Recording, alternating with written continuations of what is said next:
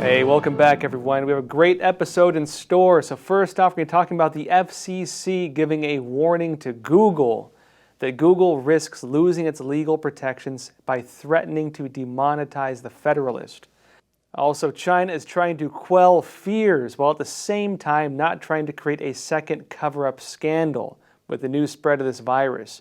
And in Beijing, residents are fleeing as they begin putting new lockdown measures in place. Now, before we get started, this channel is being censored. So if you folks want to support us, we have launched a Patreon. You can find the link to that in the description below. So again, please join the Crossroads team, support us. We need your support. This channel is being demonetized pretty regularly now. And also it does seem that our traffic is being hit as well. Now that said, let's jump into the first story for today. The FCC has warned Google it risks losing its legal protections by threatening to demonetize the Federalist. Now the Federalist, a right-leaning news website, was forced to remove its entire comment section after Google threatened to ban the platform from using its ad services. Google was allegedly pushed to ban advertisements for both the Federalist and libertarian news website Zero Hedge. Now, NBC wrote a story on June 16 saying Google would demonetize both websites, and that was after NBC News' verification unit, quote-unquote, informed Google about a British nonprofit, the Centre for Countering Digital Hate, which is tied to the British Labour Party, put both websites and Breitbart on its blacklist for allegedly being racist fake news. Now, the Federalist was blacklisted for an op-ed it ran, claiming that news outlets had lied about white supremacists having instigated violence in the protests and riots over the death of George Floyd. CCDH had issue with the op-ed's criticisms of CNN and the New York Times. Now, Google wouldn't comment on whether the NBC News' verification unit led them to review the Federalist, but Google spokeswoman Krista Muldoon told the Epoch Times in an email, quote, "We have been told that the Federalist removed comments. As the comment section has now been removed, we consider this matter resolved and no action will be taken." Google claimed the comments from users on the Federalist website violated its policies for websites it places ads on over, quote, dangerous and derogatory speech. Now, shortly after that happened, the FCC stepped in. Brandon Carr, head of the Federal Communications Commission, he wrote on Twitter that by forcing the Federalist to remove its comment section or risk losing its advertisements, quote, Google makes one of the strongest arguments yet for Section 230 reform. Now, Section 230 of the Communications Decency Act of 1996 shields online services from liability on user-generated content. Now, Carr wrote in a series of tweets, quote, "Big Tech has long argued that it needs Section 230's unique set of liability protections because websites simply couldn't operate if they were held liable for comments or user-generated posts. Not so. According to Google's own ad policy, Google is now holding the Federalist responsible for comments and user-generated posts, and Google will be demonetizing the websites as a result. Google has no problem treating the Federalist as the publisher of comments and user-generated posts on that website for purposes of Google's own ad policy. Yet Google expends significant resources to protect its own platforms from that type of treatment under Section 230. So what are we saying here? Now, the Trump administration passed an executive order on protecting free speech online. And so this is setting the ground for this type of removal of these legal protections for companies like this. Now, they threatened to remove legal protections for companies that became content curators instead of platforms for open discussion. And so in other words, websites like Google, YouTube, Twitter, Facebook, these ones that allow people to come in and use them as pretty much open forums, they are protected under this Section 230 because individuals can post whatever they want for the most part and not be censored for it. And the websites themselves cannot be held liable for it. But because these websites have begun censoring people, because they are starting to curate information based on their own viewpoints or political interests in some cases, the U.S. government is now looking into whether these platforms have violated these stipulations in those protections. And if they lose those protections, it will open up these websites to lawsuits. Now let's move on to the next topic. First off, China tries quelling fears over the virus while also not creating another cover-up scandal. Orders are being sent to top Chinese officials to not cause panic. And this is as the new virus outbreak begins to spread in Beijing. This is according to leaked documents from China's Health and Welfare Committee, and these documents were obtained by the Epoch Times. Among the documents are transcripts from video conferences and speeches of senior officials in the Health Committee. Jiao Yahuai, the commissioner of the Health Commission, says in a transcript that the Spring Festival is coming in China and told officials, quote, "Don't cause some panic and instability to the society," with orders including not sending articles to friends or posting them on the internet, and to keep information internal for work. Now, these documents also confirm rumors in Hong Kong media in February that claimed the CCP had received reports of the seriousness of this new coronavirus in early January. But Xi Jinping, head of the Chinese Communist Party, delayed the response so that measures wouldn't affect the holiday season for members of the Politburo Standing Committee, the top body of the CCP, on January 7. Now, Jia Yahuai also provided steps to reduce social panic if the country begins seeing large numbers of deaths, and it includes bureaucratic measures of reporting and confirming virus cases. Now, Xi Jinping made a public announcement on the new virus outbreak, saying that prevention and control are the most important tasks. Details were not provided on what this will entail.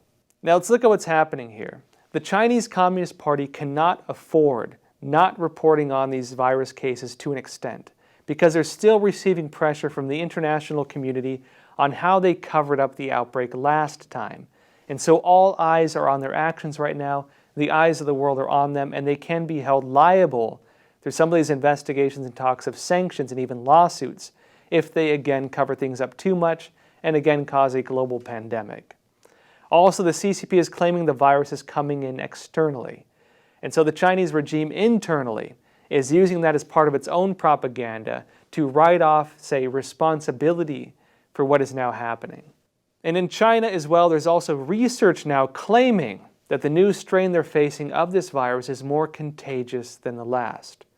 Now, we'll have to see how this goes. We'll look at some of the different cases now of how this is looking on the ground. First off, in Beijing, people are fleeing Beijing as this new lockdown begins. Beijing is now partially locked down. Many people are not allowed to enter or leave the city. Schools have been suspended and many businesses and services have also been closed. Close to 70% of incoming and outgoing flights in Beijing have also been canceled. Many residents in Beijing are attempting to flee the city before a full lockdown goes into place. And exclusive photos and videos obtained by the Epoch Times show long lines of people waiting to be tested for the virus. Some residents and neighborhoods were locked down so suddenly that people on the ground said they weren't able to prepare. And there are concerns now that they have the basic supplies to get through this new lockdown. The Beijing CDC is saying the virus situation in Beijing is on the rise. They reported 31 new cases on June 16th, with a total of 137 over the past 6 days. Now, while official numbers from the CCP are unreliable, these are the highest daily numbers they've reported since April. And this is causing concern not just in China, but also around the world, that Beijing could be the next Wuhan in the new outbreak. And with that said, the testing itself is raising concerns among many locals. We talked about those long lines. They're comparing these long lines with the lack of social distancing and a large number of people packed into small areas to the infamous Wuhan potluck ahead of the first outbreak in Wuhan, China. And that was where the local government hosted these big potlucks, which were allegedly super spreader events for the virus. Now, some analysis on this. Now, when it comes to what we're seeing in Beijing right now, one of the most important things to remember is that the Chinese Communist Party just recently held its largest annual conference. All the top-level leadership of the Chinese Communist Party got together in person and met for their conference. And you have to remember the context of that too. They were not going to do it. There was talks of them holding it online.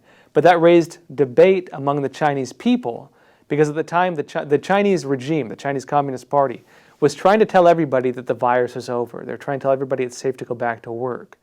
And so when the CCP itself was going to delay its conference and do a remote conference, the Chinese people saw that and said, well, okay, it's safe for me to go back to work, but not for you to go back to work. They saw that and they called it out. And so the CCP, these top-level leaders, did get together in person and they did hold their annual conference in Beijing. The CCP also brought in additional measures during that time to try to make sure there were no cases of the virus being circulated around. But now the close timing of these new outbreaks in Beijing, and again questions of how serious it actually is, because they have not been forthcoming with the numbers in the past. Well, we could see some serious cases possibly among top-level Chinese leadership now. And also there's a big question for China. Can the CCP afford more lockdowns? They pretty much destroyed their economy during the first outbreak by locking down businesses, shutting down factories, and shutting down travel. The CCP had to reopen when it did because close to a third of the businesses were about to go under. And soon after that, another 1/3 were speculated to be going under if they did not open it up quickly.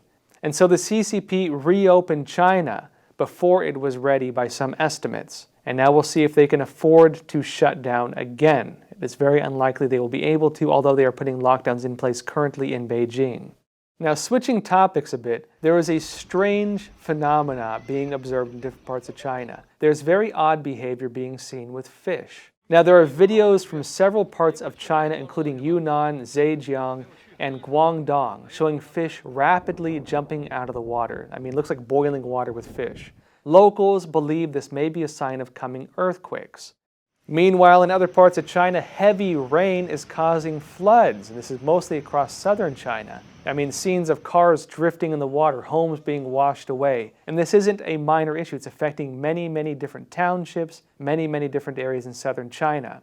Local interviews conducted by the Epoch Times show that officials have concealed information about the disaster during and after the floods. Residents there are saying they were left to fend for themselves. Real quick on that too, Epoch Times is blacklisted in China. We cannot get into mainland China, but we can make phone calls. We do have people on the ground giving us information.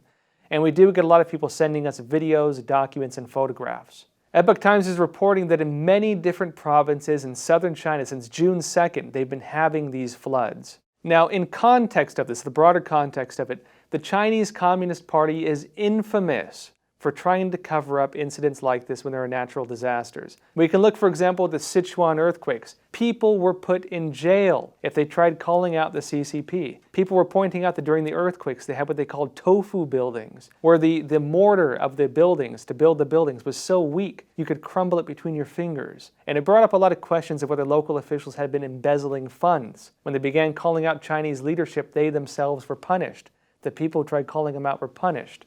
And it seems now we're seeing the same thing in southern China. The Chinese people are suffering. They're facing floods. Their homes are being destroyed. Everything they have is being lost. The world isn't really paying attention to it. And local officials are using it for publicity, doing these photo ops of themselves rather than helping the people there.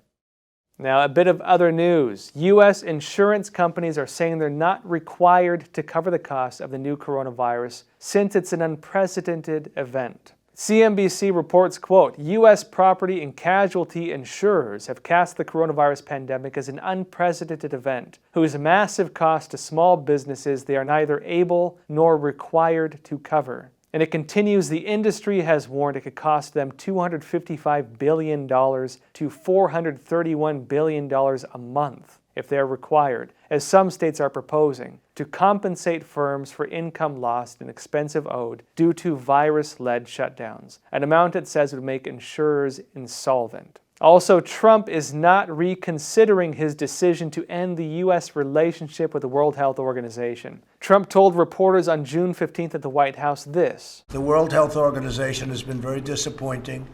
To the world, they've been disappointing. And we, as you know, paid $450 million and close to $500 million on some years. But for years and years, we paid far more than anybody else. And they've been a puppet of China. And so, no, I'm not reconsidering unless they get their act together. And I'm not sure they can at this point. Now, as a bit of background on this, the U.S. froze its funding to the WHO to conduct a review. And after the review was finished, they determined the WHO was not acting independently from China. Instead, the WHO was acting in compliance with the Chinese Communist Party's narratives. The WHO was given a warning to change.